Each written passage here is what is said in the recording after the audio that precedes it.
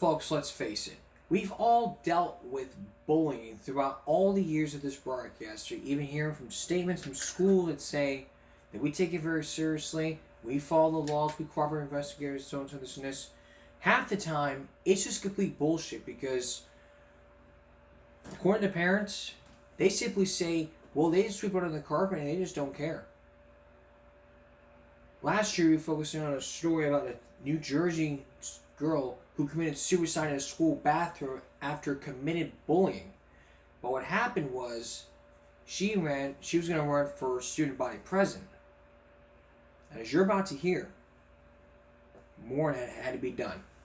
Take a look. A grieving New Jersey mother is speaking out against bullying after her 11-year-old daughter reportedly died by suicide. The Burlington County Prosecutor's Office told the Daily Voice that Felicia Loalbo Melendez was discovered by another student inside of a bathroom stall at F.W. Holbein School in Mount Holly, New Jersey on February 6th. According to the outlet, officials at the school immediately responded and she was rushed to the Children's Hospital of Philadelphia but pronounced dead 2 days later. The outlet says that the Philadelphia Medical Examiner's Office has confirmed Felicia died by suicide. Per NJ.com, the prosecutor's office says that an investigation into Felicia's death, which included the school's surveillance cameras, determined that she was alone in the restroom when this, quote, tragic action occurred. The outlet reports that Felicia's mother, Elena Loalbo, said that just days before her death, her late daughter had emailed school officials and told them she was being bullied. Her mother has accused the school of, quote, breaking the laws when it allegedly did nothing about her claims. Loalbo is accusing school officials of sweeping her daughter's bullying concerns under the rug and accuses them of doing the same with the investigation into her death.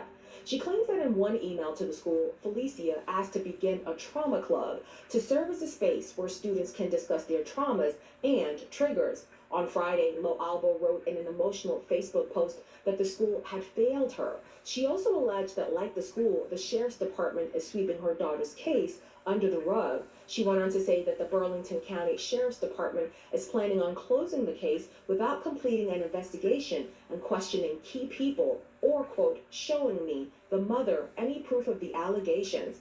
At the time of Felicia's death, the 11-year-old was mourning the death of her father, a New Jersey Transit Police detective who died nearly 2 weeks prior to her. He reportedly died of pancreatic cancer. Now that we heard from People Magazine for the very first time on television, you are going to hear from the parents. Take a look.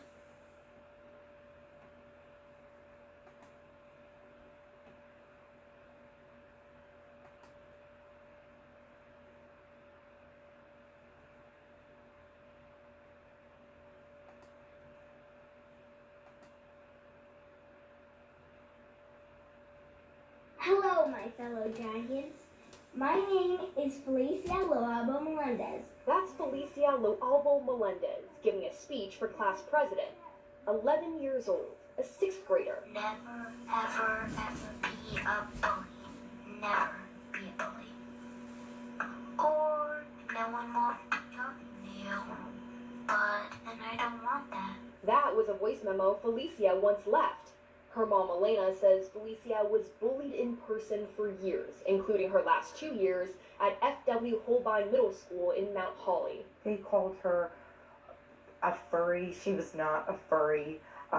They called her gay. They called her straight. They called her bi. They called her all kinds of things. On February 6th, Felicia's body was found in a school bathroom stall, ruled a hanging suicide by the medical examiner. This coming 2 weeks after her dad died from pancreatic cancer. Elena says Felicia's death was preventable. My daughter was being tortured within the walls of that school. As a mother, Elena says she reported the bullying to Holbein administrators in person 4 times and says Felicia sent about a dozen emails to her school counselor, including one just 4 days before her death. She's telling her teachers. The teachers were witnesses to most of the bullying. physical altercations that were happening in classrooms and on school trips. When we asked Mount Holly Township School District to confirm this communication, they declined to comment. Instead, the superintendent gave us a statement saying, quote, "The district cooperated fully, including providing surveillance footage and all documents related to the investigation." Adding, quote, "We are committed to a culture that involves our entire school community in making our schools safe and secure for every student." I think the school has continued to sweep the bullying instances under the rug, just like they did with my daughter before her passing. The Burlington County Prosecutor's Office has since closed this case. They say security footage concluded Felicia was alone in the bathroom, and they've determined no foul play.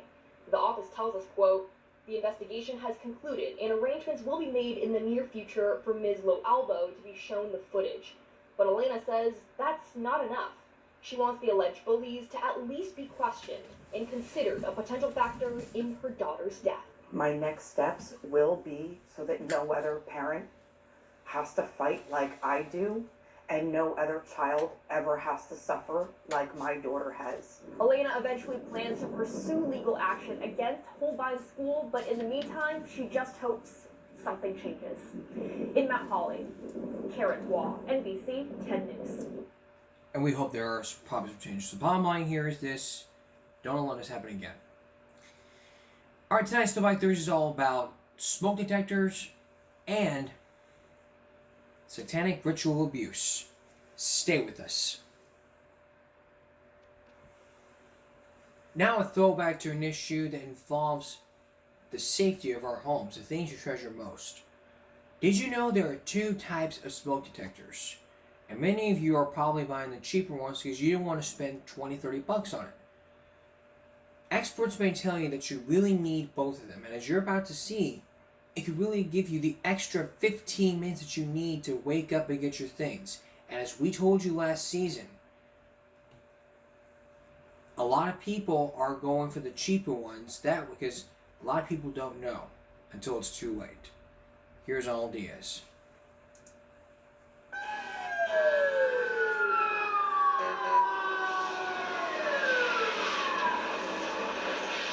While America has one of the highest fire death rates in the industrialized world, smoke detectors have helped cut that rate dramatically. 30 a.m. Our first alert smoke detectors saved our lives and the lives of our children. More than 90% of all homes now have a smoke detector. They cut in half your chance of dying in a fire. I was upstairs asleep and I heard the alarm. The smoke alarm is going off. The smoke upstairs. But our investigation finds, in some cases, smoke detectors may be providing a false sense of security. It didn't go off at all, you know. It was just the grace of God that saved us. I automatically assumed that if you got a smoke detector, the smoke detector will go off. It just didn't go off. I think I was just appalled that it didn't work. These people, like most, relied on their smoke detectors to sound a timely alarm, just as the ads suggest. This house was destroyed by fire in 15 minutes. The message is the amount of escape time is critical. Because every minute counts. But a 2020 investigation finds that the most common type of smoke detector being sold today, the type you probably have, is not designed to give you the maximum time to escape from many house fires, smoldering fires that produce lots of smoke before bursting into flames. What kills people more commonly in fires, the smoke or the flame? Smoke, absolutely. Fire Chief Bill Kennedy of College Station, Texas, uses a miniature house with artificial smoke to demonstrate to children how to escape a smoky room during a fire. A typical house fire occurs at night after people have gone to sleep. It can be a smoldering fire that may fill a room with smoke long before you'll see flames. But the smoke may be so thick you can barely see the hand in front of your face, and still, the type of detector that most people have in their homes might not sound the alarm. While it may not be life-threatening, the smoke can nevertheless be quite upsetting. The room was blue with smoke, and I couldn't see except to see the smoke, so I knew the house was burning. Barbara Ware says her detector failed to alarm during a smoldering fire in her Texas home. Had you ever heard of the difference between an ionization detector and a photoelectric detector? No, and I still don't know the difference. We go to the store, buy a smoke detector, we want one that works. We expect them to work on all smoke. There are two distinct types of smoke detectors. Most people have the ionization type. Very few have the photoelectric. They look similar, but sense smoke differently. In some tests of slow smoldering fires started by a cigarette or an electrical short, the common ionization detector can take twice as long to react as the photoelectric type. In Consumer Reports tests, Jeffrey Martin found the ionization detectors do not work best in smoke-filled fires. We were quite startled to see how smoky the room got before the ionization detectors would make an alarm. But on the other hand, tests of burning paper show the ionization type reacts quicker than the photoelectric to flames. The answer, says Consumer Reports, is for people to install both. The common ionization type, best for detecting flaming fires, costing around $10.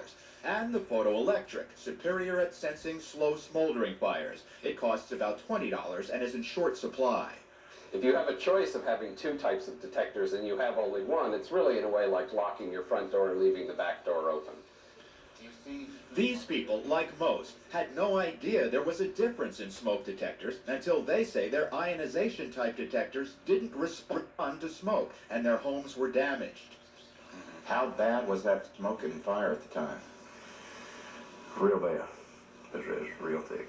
That smoke was thick. And that detector still wasn't going off? We lost everything that we had.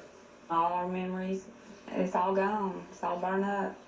Last year, a fire destroyed Billy and Wanda Bogle's Louisiana home. They say the detector didn't go off until firemen knocked it to the floor. There's millions of people in the country got these things hanging in their houses, thinking that they're going to work. Impossible won't.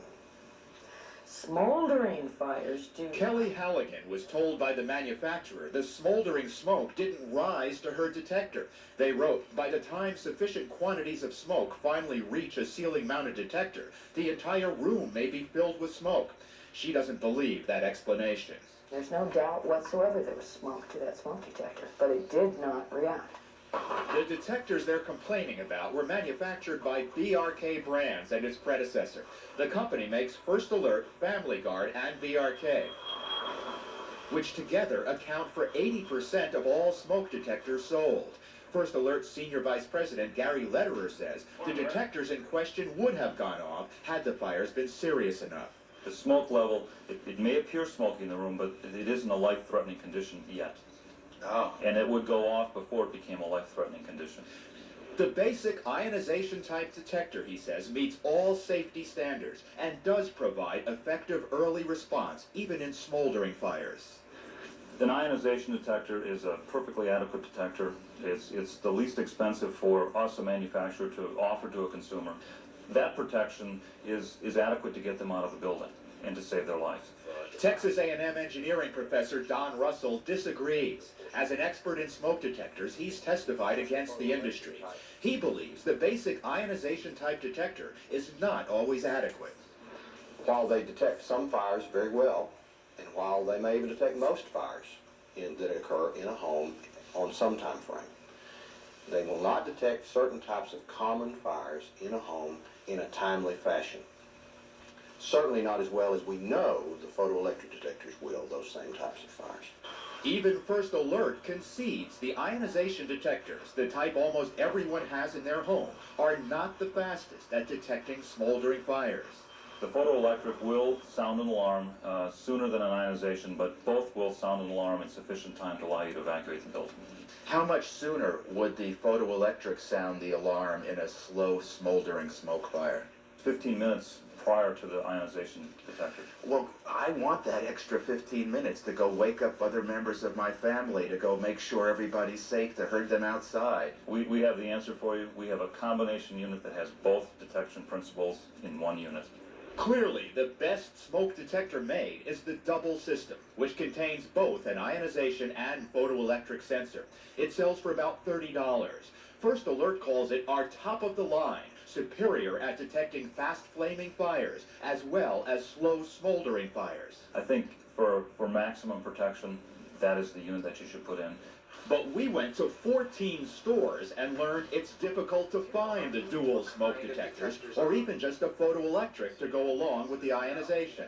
Now, in this store, they had 12 different varieties of smoke detectors, 11 of them ionization. There was one photoelectric, no duals. In each store, we bought what was offered and ended up with 52 ionization detectors, 4 photoelectric, and only 1 dual system. And it was 12 years old, past its shelf life. Not much choice. But the industry says stores are just responding to consumers' demands. They need to provide product that consumers want to buy. Consumers want to buy the lower priced detectors, which tend to be the ionization detectors. But many consumers told us they bought the cheap detectors because they didn't know there was a difference. Do you think you'd be willing to spend $25 or $30 for a detector that could pick up both smoke and flame quickly? Yeah. I got a house that's worth a heck of a lot more than that, so I certainly think it's worth it. It's the safety of my family, sure.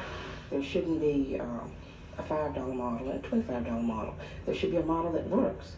The problem is the industry hasn't given consumers the information necessary to make an educated choice, says Professor Russell. If the average person walks into a store and sees a $5 or $6 detector on the shelf next to a $30 detector, and they don't know the difference, they just opt to buy the cheap detector.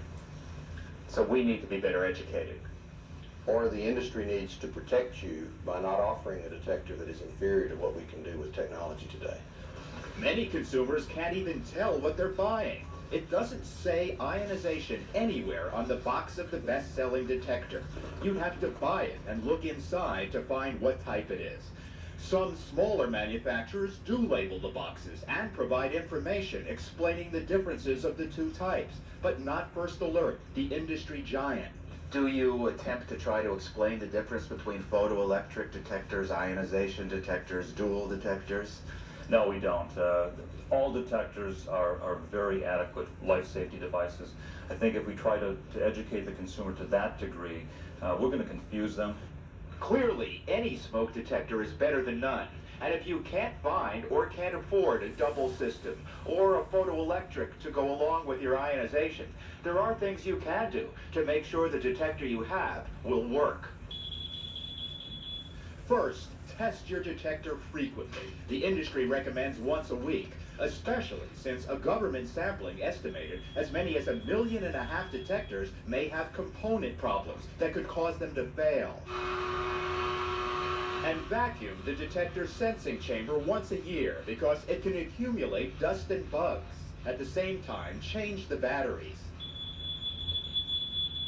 But don't take the batteries out during false alarms. That's a big reason 1 in 4 smoke detectors doesn't work. For 10 years, manufacturers have had a solution available, a silencing button. Experts recommend it, but it's still not found on most detectors, so the government wants to make it mandatory. And how many smoke detectors should you have? If your smoke detector is at one end of the house and the fire starts at the other, will your family get out? It happens so fast. Experts agree the more detectors, the better.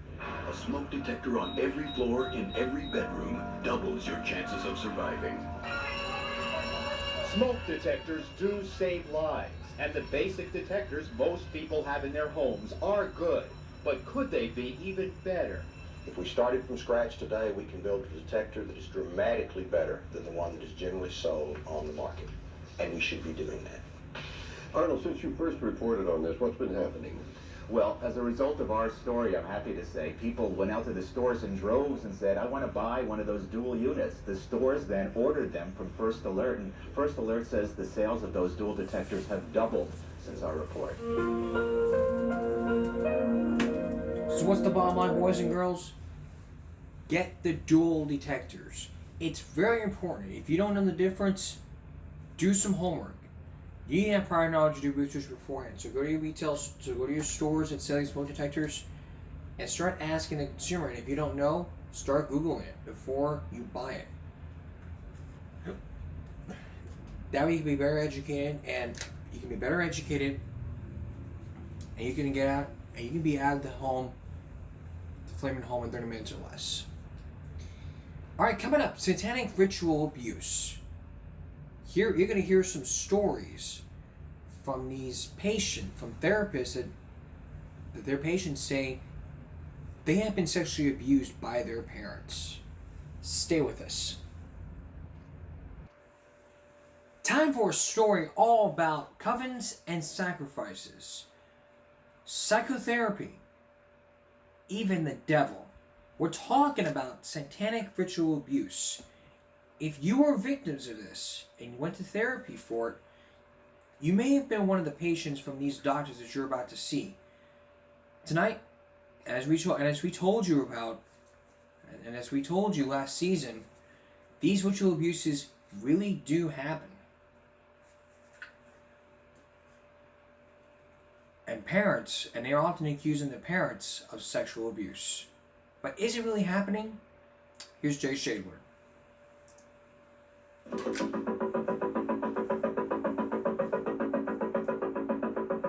Let your mind go deeper and deeper and deeper.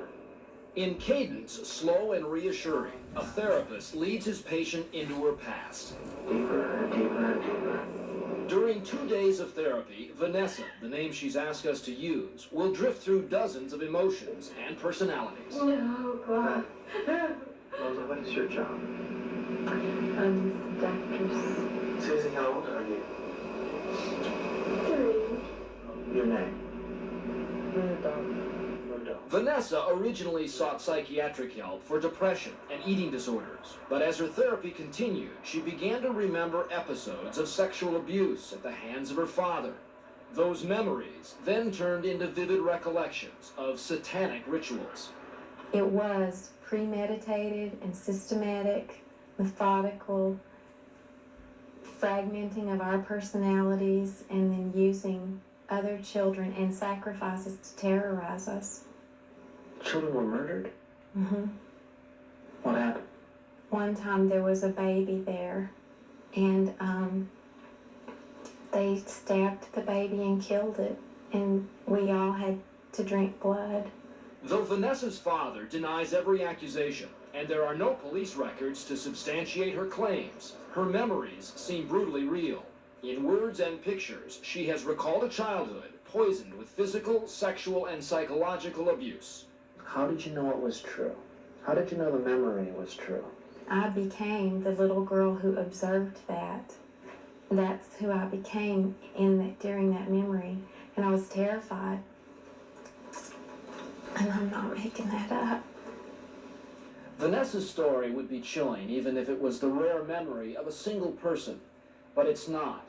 Thousands of patients are now claiming that they have been victims of sexual abuse and torture carried out by satanic cults. Satanic ritual abuse has become the fastest growing and most controversial psychological phenomenon in the country. It's a modern twist to an ancient story. Reports of devil worship, black masses, sacrificial altars, and secret covens, bands of witches 13 in number, date back to the Middle Ages. The legends have survived to modern times, but today it's not high priests who are called on to explain the evils of the mind. It's professional therapists. How many of you work with ritual abuse victims? Inside this room are more than 200 licensed psychotherapists listening to a closed briefing session on ritual abuse. Though primetime was barred from this seminar, our hidden cameras recorded Dr. Corey Hammond using a videotape to teach therapists how to use hypnosis to retrieve memories of ritual abuse. Drifting further and deeper into comfort. I will typically say to them, you know, I know a secret about you. If the satanic ritual abuse phenomenon has a guru, Dr. Hammond is it. He's a staff psychologist at the University of Utah Hospital in Salt Lake City. He believes many patients in his private practice come from families who belong to organized satanic cults. This woman, who asked not to be identified, has worked with him for more than a year to retrieve memories of an abusive mother. Now that you've gotten back some of these memories, tell her what you'd really like to say to her. I hate you. I hate you. How could you do those things to me? They basically start with severe torture of a very young child, usually in the range of 2 to 3 years old.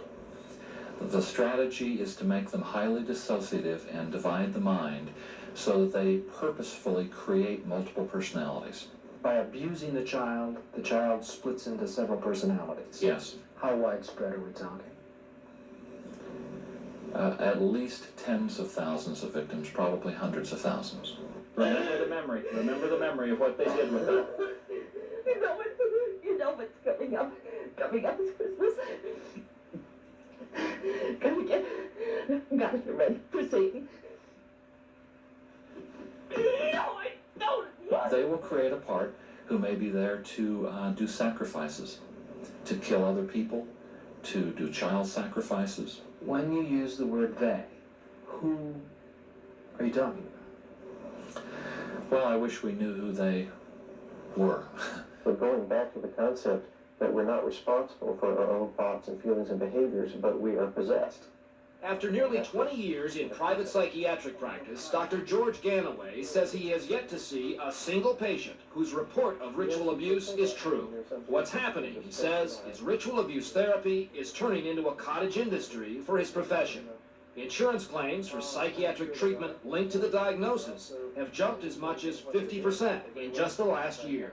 I'm doing a number of reviews for insurance companies on patients who have been institutionalized for months, for years, in and out, where they're dealing with these satanic ritual abuse experiences. So it's big business for the therapeutic community. Well, it's big business, but I think some therapists feel like that they're on some type of a crusade. How many therapists have you told about all this? How many therapists have you been training? I suppose there have been over 1,000 therapists that I've said something to in conferences. They'll begin sexually abusing them right off the bat. They'll begin to do things like have them drink blood. Have you ever seen a sacrifice? No. No bones scattered around an altar? No, I haven't been present at any of the ceremony. And yet you go out to these seminars and you speak as if these things have actually happened. We as therapists shouldn't be responsible for providing evidence. While there have been a few isolated examples of ritualistic murders and occult-related crimes, the fact is no hard evidence of large-scale satanic cults has ever existed. A 7-year study by the FBI was unable to identify even one documented satanic murder, and little or no evidence of organized satanic conspiracies. If this is as real and as widespread as you believe it to be, where's the proof? Where are the bones? Where are the graves? Basically, we're not going to find many, I don't believe, because the things that therapists hear all over this country are that morticians are involved in many cases, physicians who can sign phony death certificates. Despite such bizarre explanations and lack of evidence, ritual abuse workshops are flourishing. In these sessions, therapists can sometimes produce memories even in the most reluctant patients. I don't have that many memories. I'm new at this diagnosis. And actual accounts of child abuse are often ignored amid the more dramatic and shocking stories of satanic rituals. They even he took the knife and made us stick it in a person. Even more troubling, many patients who claim to be victims of satanic ritual abuse have suffered some serious childhood trauma, making them especially vulnerable now to hypnosis and fantasy. These folks are like sponges, and in an altered state of consciousness, they can absorb information from books and from movies, from magazines. Or from a therapist's mouth. Sometimes from a therapist's mouth. Has anyone inside been to a cult meeting in the last month? Remember Vanessa? Critics say it is in this kind of therapy where the idea of Satanism is planted. Listen. I counted 12 people who answered the door. There may be more, maybe 13. 13 were very covered. Right. Okay. Oh, there was another name coming. What was that?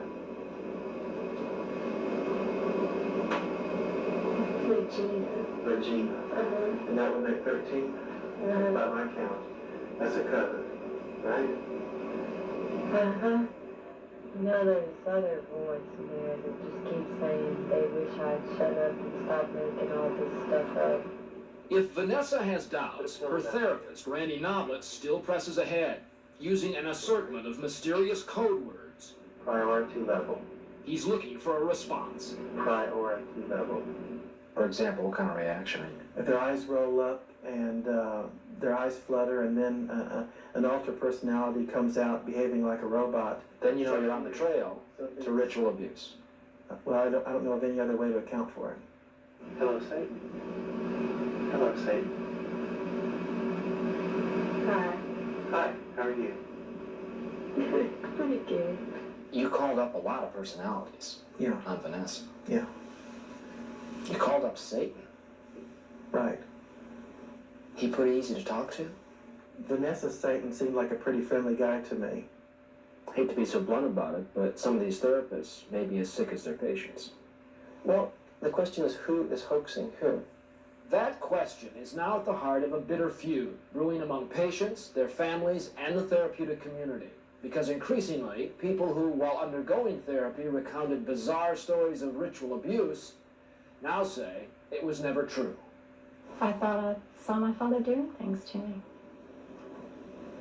I really believed it. I thought. And I wrote the things down. But it wasn't true. It didn't happen. These four women are all former patients of Dallas psychotherapist Michael Moore. Moore, who is being sued for negligence and fraud, would not talk to Primetime, but continues to practice as a specialist in the treatment of eating disorders. He made you believe that all these pictures going on in your head was reality, was real stuff. Here I am, I'm sick. He's the specialist. He's the one who's supposed to be saving lives. You know, and I'm going to argue with him. So the therapist was giving you a reason, an explanation for your problem. Yes. And it seemed reasonable to you? I was desperate. I was desperate. Desperation eventually engulfed another of Michael Moore's patients. For years, Gloria Grady had struggled with a weight problem, but under therapy, she came to believe her troubles were far darker. Oh, I heard about Gloria long before I met her. From mine. Her father was a Baptist minister who was a satanic high priest and abused his daughter.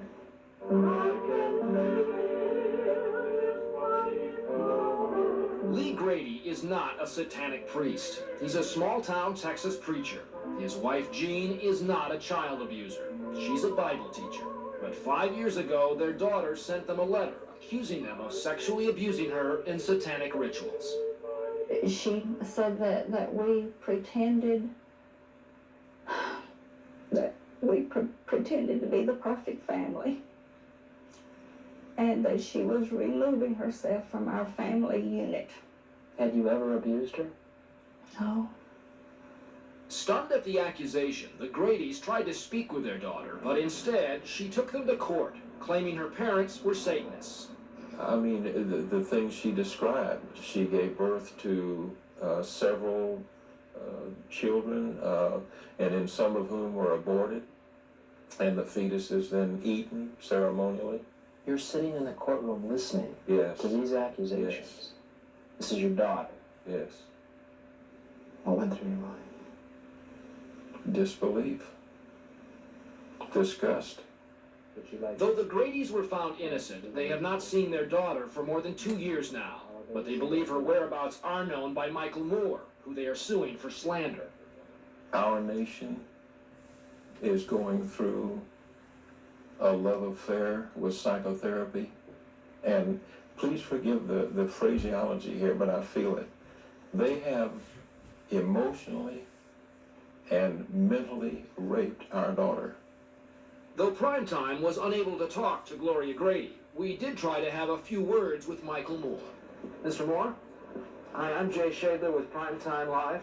Could I just talk to you for a moment about some accusations that your patients have made, just for a few moments?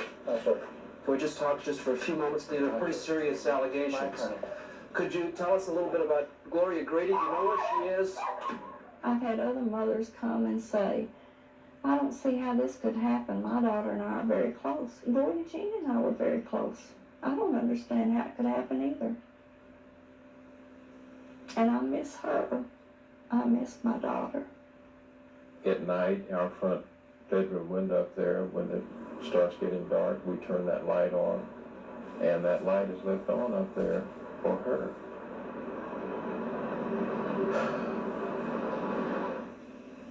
One note, this morning, our affiliate in Dallas, WFAA, talked to Gloria Grady. She said she stands by her story and her accusations against her parents and still has not talked to them.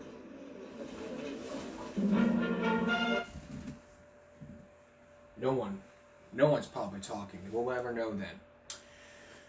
We'll be back in a moment. Coming up on Give Me a Break Friday, our Friday night special. Actually, it'll be our Give Me a Break Survivor special. 3 survivor stories. From the ocean, to land, to fire. The incredible stories of triumph, from triumph to tragedy. These are the incredible stories of survival. Do you have what it takes to survive? We're going to tell you 3 stories. That's it for Throwback Thursday. We'll see you again in 2 weeks for our next Throwback Thursday. And we'll see you again tomorrow for Give Me a Break Friday. For all of us here at YouTube, good night.